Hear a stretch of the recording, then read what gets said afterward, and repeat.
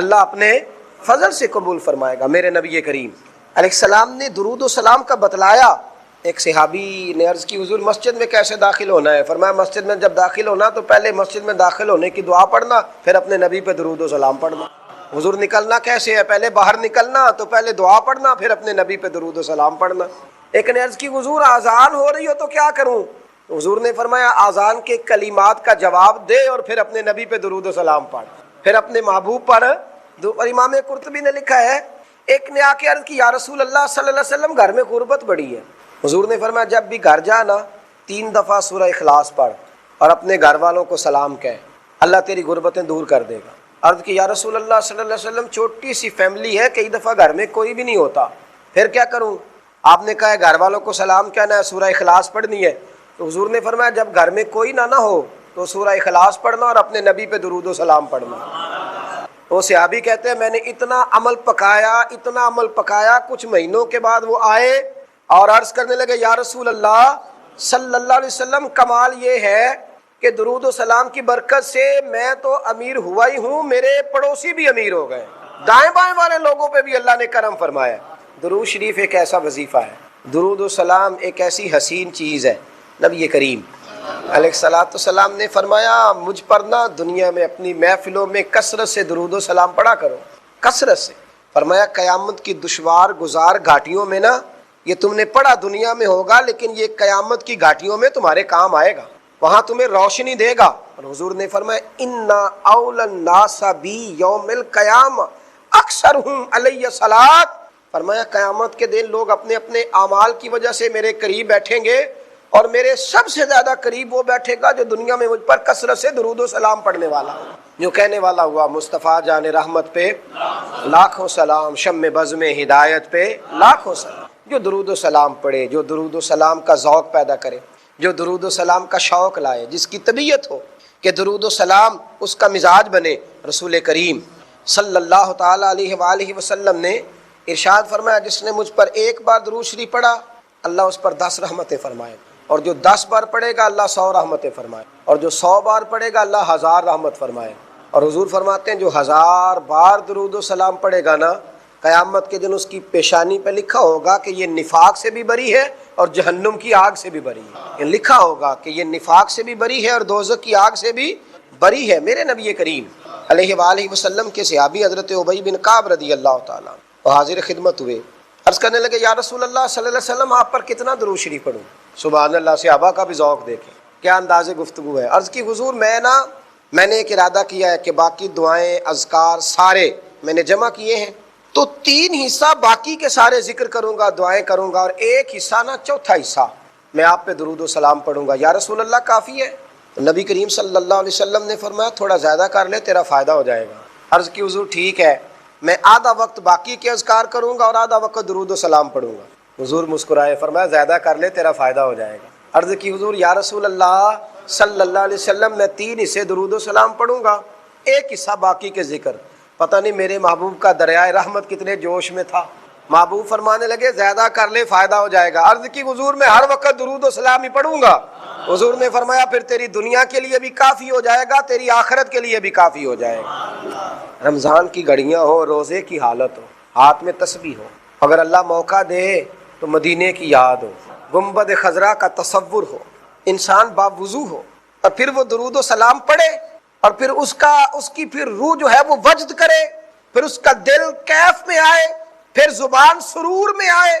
اور امام سخاوی فرمایا کرتے تھے جن کو بھی محبوب کا دیدار ہوا ہے نا کثرت درود و سلام کی برکت سے ہوا ہے، حضور پر درود شریف پڑھنے کی برکت سے ہوا ہے، اس لیے کہ جب وہ درود و سلام ذوق سے پڑھتے، شوق سے پڑھتے تو حضور کی محبت میں گم ہو جاتے۔ حضرت مالک بن دینار 400 سال پہلے لکھتے، کہتے میں طواف کعبہ کر رہا تھا، کوئی وظیفہ پڑھتا، کوئی وظیفہ پڑھتا، ایک نوجوان دیکھا ہر چکر پہ درود شریف ہی پڑھ رہا ہے، ہر چکر پہ درود و سلام، ہر چکر پہ درود و سلام۔ فرماتے میں نے بازو تھاما، اس کے 7 چکر پورے ہوئے تو میں نے نکال لیا، میں نے کہا تجھے اور کچھ نہیں آتا؟ کہنے لگا الحمدللہ، الحمد سے لے کر بناس تک سارا قرآن یاد ہے، تو پوچھ کیا پوچھنا چاہتا ہے؟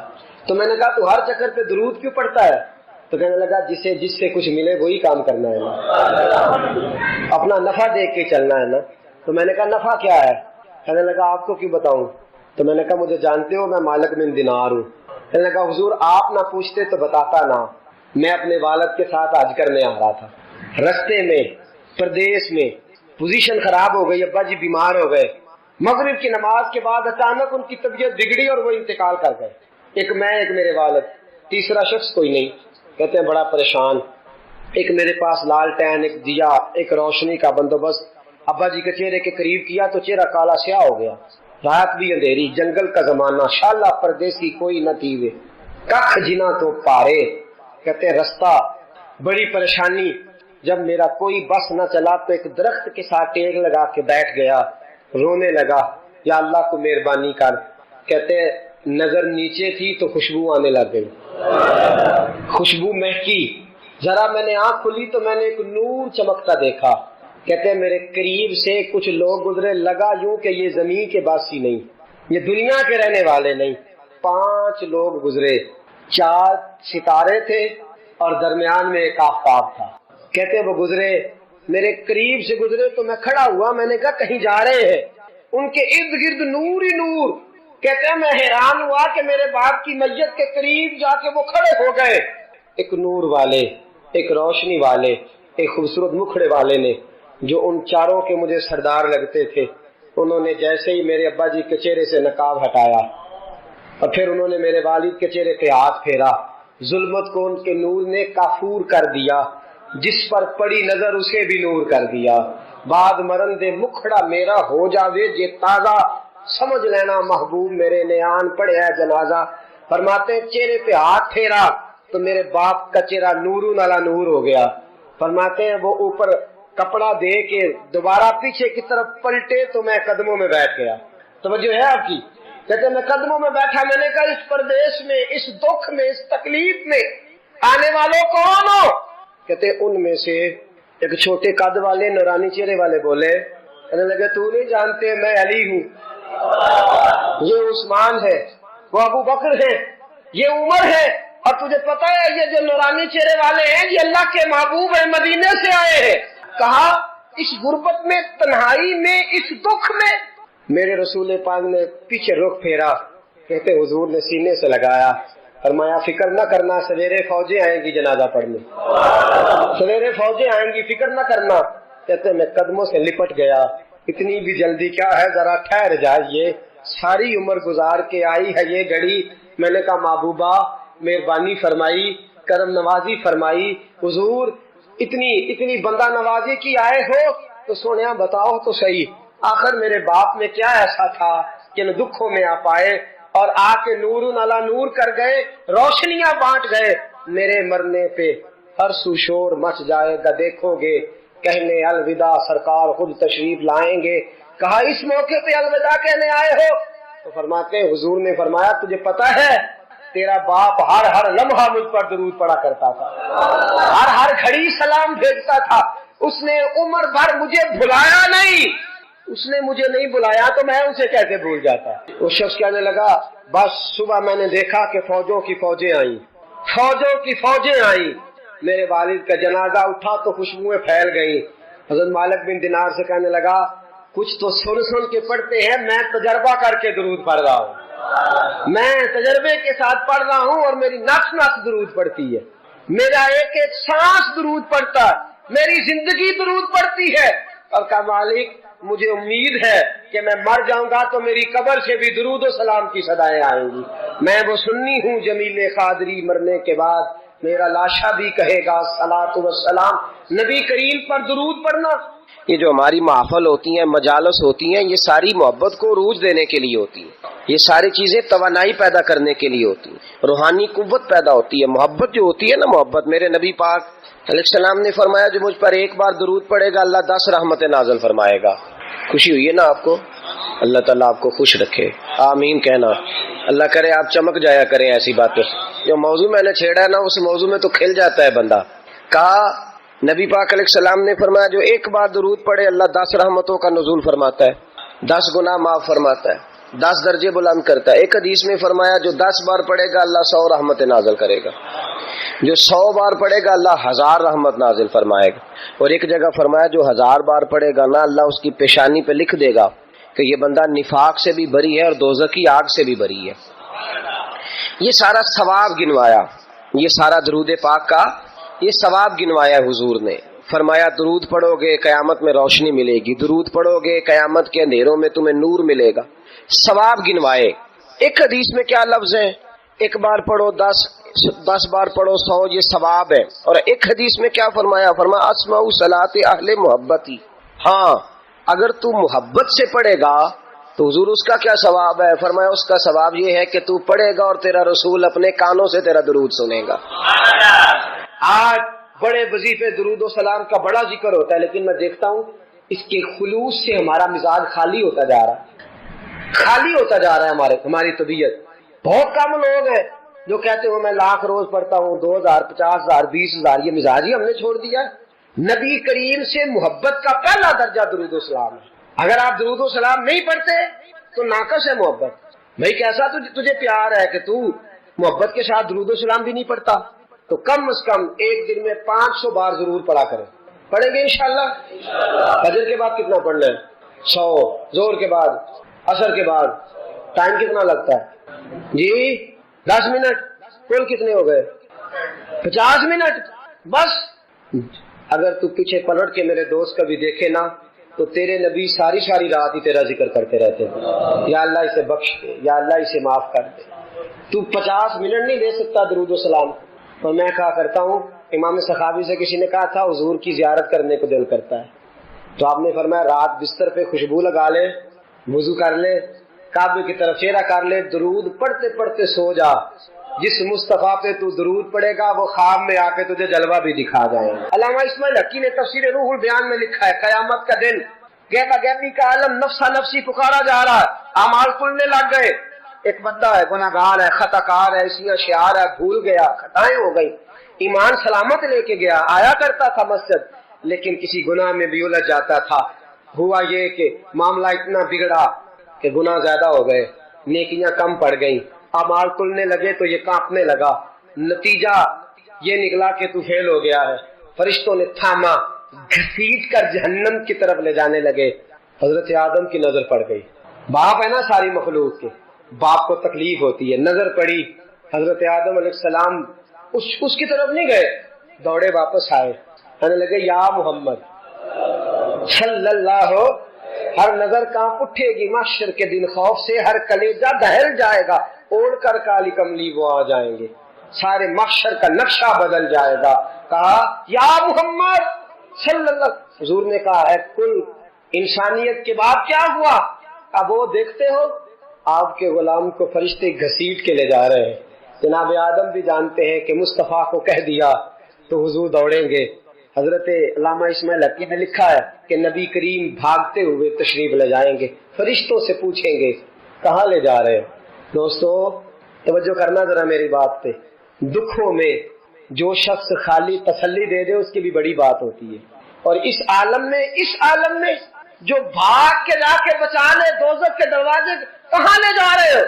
فرشتے کہتے ہیں محبوب اس کے گناہ زیادہ نکلے، نیکیاں تھوڑی ہیں، اعمال تلے ہیں. حضور فرماتے ہیں واپس لاؤ نا، واپس لاؤ نا. واپس لائے، میزان لگ گیا. محبوب نے فرمایا میرے سامنے تولو.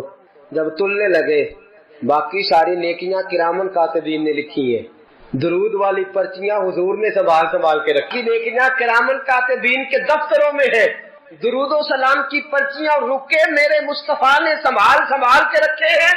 جب اعمال تلنے لگے، گناہ زیادہ نیکیاں تھوڑی، حضور نے فرمایا ٹھہرو. میرے نبی نے جیب میں ہاتھ ڈالا. تو کتنا نصیبوں والا ہے، تیرے رکے مصطفیٰ کی جیب سے نکلے. غور تو کرنا بھائی، میرا کارڈ کسی کی جیب سے، کسی کا کارڈ میری جیب سے نکلے تو کیا بات ہے. تیرے اور میرے نام کے رکے مصطفیٰ کی جیب سے، جیب میں ہاتھ ڈالا. فرمایا یہ رکھو نا نیکی، نیکیوں والے پلڑے میں رکھی کہ مصطفیٰ نے رکا دیا ہے یا عطا کر دیا ہے، بے حساب نواز دیا ہے. فرشتے کہنے لگے سونے ہم تو مجبور ہو گئے، یہ تو نیکیاں بڑھ گئی ہیں. حضور یہ تو پلڑا وزنی ہو گیا. چلو دوڑ جاؤ، بلاؤ جنت والوں کو، جنت والوں کو بلاؤ. پتا سارا ہے سردار نو کیتیاں دا، پتا یہ پردہ چپایا ہی پلا ہو سی. پتا سارا ہے سردار نو کیتیاں دا. قدموں میں بیٹھ گیا، پیر پکڑ لی، کہا سونے میرے تو عمل ہی نہیں. پتہ سارا جو حضور میرے تو عمل ہی نہیں تو یہ رکا کدھر سے آیا؟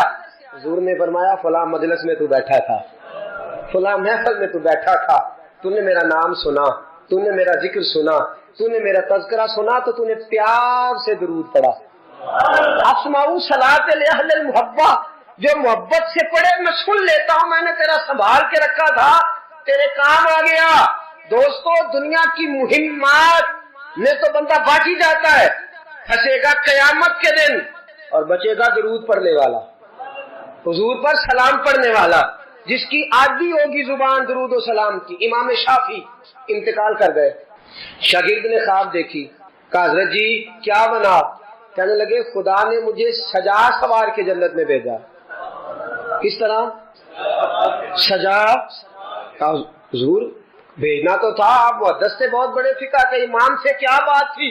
کہنے لگے اس لیے نہیں، بات کوئی اور ہے۔ کہا حضور کیا؟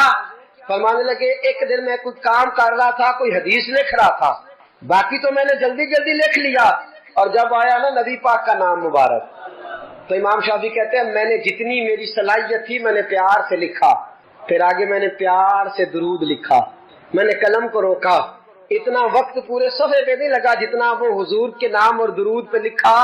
کہتے ہیں بس میں نے پیار سے لکھا تھا، پیارے رب کو پیارا لگ گیا، میں مرا، آنکھ کھلی، رب کریم نے فرمایا اس کو سجاؤ، جنت کا لباس پہلے پہناؤ، اس کے سر پہ امامہ رکھو، خوشبو لگاؤ، جنت میں لے جاؤ، یا اللہ یہ ساری نعمتیں۔ فرمایا دنیا میں تو مصطفیٰ کا درود سجاتا رہا ہے، تو حضور کا درود سجاتا رہا ہے، میں نے آج تجھے سجانے کا فیصلہ کر لیا ہے۔ مناظرے سب سے زیادہ درود و سلام پہ ہوتے ہیں اور ہم کرتے ہیں، لیکن میں اکثر ساتھیوں سے کہتا ہوں اسی ان سے مناظرے ہی کرنے عمل۔ اگر میں کبھی اپنے اجتماع سے پوچھ لوں نا اہل سنت والوں سے کہ تسی آندے ہو جی اسی تے درود والے آتے پڑھ دے کہ نہ ہو، کوئی نہیں۔ یاد رکھو بحثوں سے انقلاب نہیں آتا، عمل سے آتا ہے۔ آپ کا کوئی درود پڑھنا دیکھے گا تو مجھے آپ لڑائی کر کے درود پڑھوانا چاہتے ہیں، کوئی نہیں پڑھتا۔ اگر آپ کا درود پڑھنا کوئی پیار سے، خلوص سے، محبت سے، ناراض تو نہیں ہو جائیں گے؟ ایک بات کر دوں جی، اپنے خلاف کر لگا کر دوں۔ ایک شخص میرے پاس آ گئے، کہنے لگے جی ہماری گلی میں نا سویرے اٹھ کے ایک بندہ ہے وہ کہتا ہے 111 باری سپیکر میں درود پڑھنا ہے تہجد کے وقت، پڑھنا چاہیے اسے؟ میں نے کہا نہیں پڑھنا چاہیے، اس لیے کہ اللہ کے نبی کریم صلی اللہ علیہ وسلم نے منع فرمایا ہے کسی کو تکلیف دینے سے۔ قرآن بلند آواز سے پڑھنا منع ہے جب کسی کو تکلیف ہوتی ہو۔ تو لوگ سوئے ہوئے ہیں، ایک آدھ دو چار بار تو ٹھیک ہے، 111 بار ہی شروع کر دیا ہے۔ وہ شخص میرے پاس آ گیا، کہنے لگا جی واقعی سنی ہو؟ میں نے کہا یار یہ سنی نہ سنی ہونے کا تو نے کون سا رزلٹ نکالا ہے؟ کہتے سن درود ڈاک چھڑے ہے۔ میں کہا تم ہی آنا مسیطے چلیے، 10 بغیر سپیکر تو کنا پڑھنا ہے، ناراض تو نہیں ہو جائیں گے آپ؟ میں کہا کلے ہاں سی دو میں کسی کو قسم لینی نہیں چاہیے، پر دیانتداری نہ دسی کنا پڑھنا ہے؟ کہندا وہی پڑھنا جڑا سپیکر وچ پڑھنا۔ تو میں کہا پھر اللہ پہ ڈرو، کیا دیکھیں نا کیا معاملہ ہے کہ کدھر جا رہے ہیں بھائی؟ میرے آج سپیکر آئے تو میں کہا جھوم کے پڑھو، تو سارے پڑھو، تو اونچی پڑھو، تو بھاگ تک پڑھو، اور اپنی باری آئے تو اب میں ایک حوالہ دے دوں، بات ختم کروں۔ نبی کریم کی خدمت میں عرض کیا گیا یا رسول اللہ یہ بندہ لمبی نماز پڑھاتا ہے۔ حضور نے بلایا، فرمایا کیوں لمبی پڑھاتا ہے؟ کہا حضور مجھے مزہ آتا ہے۔ فرمایا لمبی پڑھنی ہو تو اکیلے پڑھ لو، لوگوں کو پڑھا تو مختصر پڑھا، بچے بھی ہوتے ہیں، بوڑھے بھی ہوتے ہیں، بیمار بھی ہوتے ہیں۔ ہم لوگوں نے جو طریقہ درود و سلام، السلام علیکہ ایھا النبی والصلاۃ والسلام علیکہ یا رسول صلی اللہ علیہ، جو آپ کا دل کرتا پڑھے، لیکن کو دکھا کے پڑھنا، بتلا کے پڑھنا، کسی شخص کو چڑھا کے پڑھنا ضروری ہے؟ درود تو ہم جب پڑھتے ہیں تو پتہ کسے دکھا کے پڑھتے؟ مدینے والے محبوب کو، رسول پاک کو دکھا کے پڑھو، حضور کو سنا کے پڑھو، نبی پاک کی طرف توجہ کر کے پڑھو۔ اختلاف درود پہ تو لڑائی نہیں نہ ہونی چاہیے، یہاں تو نہیں نہ ہونی چاہیے۔ تو ساتھیو درود و سلام جم کے پڑھے، اتنا پڑھے۔ 3 فائدے ہیں درود پڑھنے کے جو میرے حضرت صاحب نے مجھے بتائے، میں آپ کو بتا دیتا ہوں، بات ختم کرتا ہوں، یاد رکھیں گے آپ انشاءاللہ۔ کتنے فائدے؟ میرے حضرت فرماتے ہیں درود و سلام پڑھنے والے کی زبان میٹھی ہو جاتی ہے۔ کک سوادنی مشری اندر کھنڈا می چک ڈٹیاں، اینا ساریاں گلاں نالو گلاں سجن دیاں میٹھیاں۔ درود پڑھنے والے کی زبان فرماتے ہیں دل نرم ہو جاتا ہے، یہ میرے صاحب نے مجھے بتایا، دل اور روح پاک ہو جاتی ہے۔ یہ رسول اللہ کا کرم ہے کہ اللہ نے ہمیں ان کی امت میں پیدا فرمایا ہے۔ یہ کرم ہے، نبی پاک کا صدقہ ہے۔ تو حضور کے احسانات تقاضا کرتے ہیں کہ نبی پاک صلی اللہ علیہ وسلم پر زیادہ سے زیادہ درود و سلام پڑھا جائے۔ پھر درود و سلام اللہ کی رضا بھی ہے، اللہ چاہتا ہے کہ میرے بندے میرے نبی پر درود پڑھے۔ درود و سلام نبی پاک صلی اللہ تعالی علیہ وآلہ وسلم پر اللہ کی رضا بھی ہے، اور خود نبی پاک کی بھی رضا ہے کہ لوگ ان پر درود پڑھیں۔ یہ جو سورہ احزاب کی آیت ہے نا، ان اللہ و ملائکتہ یصلون علی النبی، یہ اس کا شان نزول ذرا دیکھیے گا کیا ہے۔ پہلے تو لوگ مقابلہ کرتے رہے حضور علیہ السلام کے ساتھ، فکری مقابلہ جاری رہا، فکری۔ وہ کہتے تھے نہیں، ایک خدا کیسے نظام چلا سکتا ہے، معاذ اللہ، ممکن ہی نہیں، زیادہ لوگوں کی ضرورت ہے، بہت یہ وہ باتیں ہوتی تھی۔ پھر جب فکری اور علمی جگہ پہ ناکام ہو گئے تو پھر انہوں نے تلوار کی جنگ لڑنی شروع کر دی، بدر میں تلواریں لے کے آ گئے، احد میں تلواریں لے کے آ گئے۔ جب وہاں بھی ناکام ہوئے تو شخصی اعتراض، جب کوئی بندہ کسی شخص کی قوت کا، طاقت کا، علم کا جواب نہیں نہ دے سکتا، پھر وہ شخصی اعتراض کرتا ہے کہ انجدہ ہے تو بندہ ہی نہیں ٹھیک۔ اب یہ کیا ہے؟ شخصی اعتراض وہ لوگ کرتے ہیں جو بڑے نچلے طبقے کے لوگ ہوتے ہیں، چھوٹے ذہن کے لوگ، کسی کی ذات پر اعتراض کرنا، اس کی شخصیت کو مورد الزام ٹھہرانا، یہ چھوٹے لوگوں کی بات ہے، چھوٹے لوگوں۔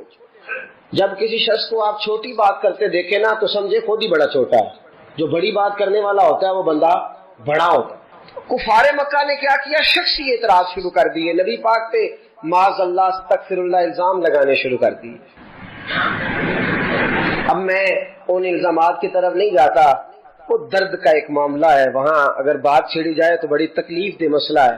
ایک بات صرف کرتا ہوں، ایک سب سے بڑا الزام یہ لگاتے تھے کہ حضور کی تو اولاد ہی کوئی نہیں، معاذ اللہ استغفر اللہ۔ پھر ایک بہت بڑا الزام یہ لگاتے تھے کہ انہوں نے 11 نکاح کیے ہیں، صرف 2 بیویوں سے اولاد ہوئی ہے، باقی جگہ پہ تو معاملہ ہی کوئی نہیں۔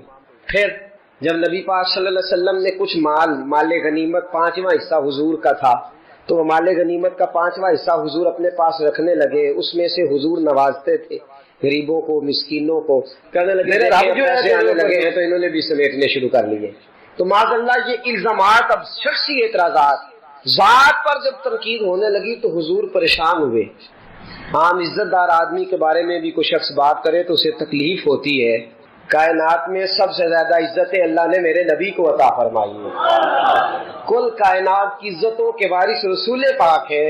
ایک کونے میں مسجد نبی کے کونے میں روایت کے راوی حضرت ابو ہریرہ ہے، کہتے ہیں دونوں گھٹنوں کے اوپر یوں بازو لگا کے ان کے اندر سر رکھ کے حضور تشریف فرما ہے، مقدس آنکھوں میں آنسو کونے میں، اور نبی پاک نے جب چہرہ اٹھایا تو داڑھی مبارک سے آنسوؤں کے قطرے گرنے لگے۔ حضور کیا ہوا؟ کہا ابو ہریرہ دیکھ تو صحیح، کل یہ مجھے صادق اور امین کہتے تھے، کل یہ میرے نام کی مالا جپتے تھے، آج یہ مجھ پہ الزام لگانے لگے ہیں، ابھی جملے پورے ادا نہیں ہوئے۔ حضرت جبریل آئے، کہنے لگے سونیا رب فرماتا ہے یہ بکواس کرتے ہیں، انہیں کرنے دے، ان اللہ وملائکتہ یصلون علی النبی، ان کو کرنے دے جو کرتے ہیں، تیرا رب بھی تیرے اوپر درود بھیجتا ہے، اور اس نے سب فرشتوں کی ڈیوٹی لگائی ہے کہ میرے نبی پہ درود ہی بھیج۔